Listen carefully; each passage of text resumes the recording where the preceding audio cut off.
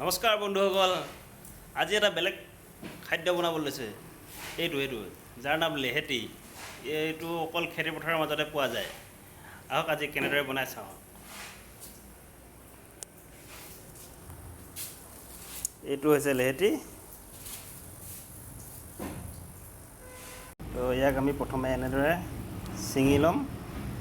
ছিঙি এনেকৈ কৰি ল'ম বাচনটো বেলেগ এটা পাত্ৰত। সাধাৰণতে এই শাকটো খেতি পথাৰৰ মাজতে পোৱা যায়। তো গাঁৱৰ এইটো খুবেই জনপ্ৰিয় খাদ্য লেহেতি। তাৰপিছত এনেদৰে ধুই ল'ব লাগিব পানী দি। এনেকৈ খচি ধুব লাগিব যাতে লেতেৰাবিলাক ওলাই যায়।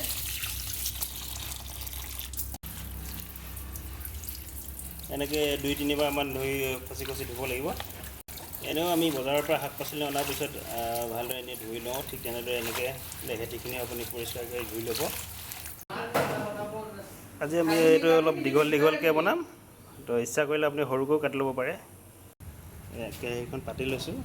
কেৰাহীখন এতিয়া গৰম হ'লে তেল দিম। অলপ তেল দি লৈছোঁ। তাৰপিছত অলপমান পিঁয়াজ, শুকান জলকীয়া আৰু পাঁচফোৰণ অকণমান ৰেডি কৰি লৈছোঁ। তাৰপিছত পাঁচফোৰণখিনি দিলোঁ, শুকান জলকীয়া,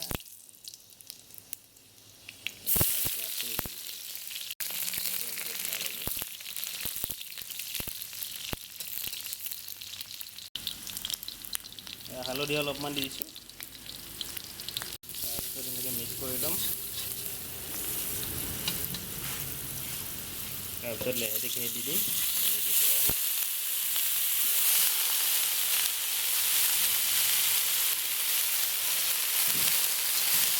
দি লৈ এনেকৈ হিলাই দিম।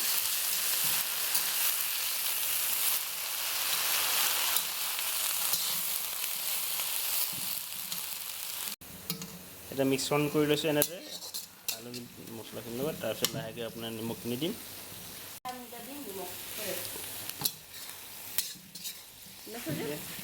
এতিয়া হিলাই লৈছোঁ। এতিয়া নিমখ অলপ দি দিম।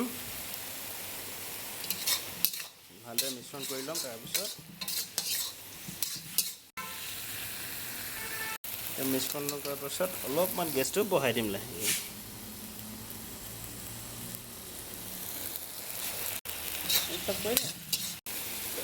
এনেদৰে মাজে মাজে শাকখিনি নোহোৱালৈকে অলপমান লৰাই থাকিব লাগিব। এতিয়া এনেদৰে শুকাবলৈ দিব লাগিব পানীটো তাৰ। শুকাই গৈছে চব। এয়া মোৰ লেহেতি ভাজি সম্পূৰ্ণ হৈ গৈছে পূৰা। এতিয়া কাঢ়ি দিম।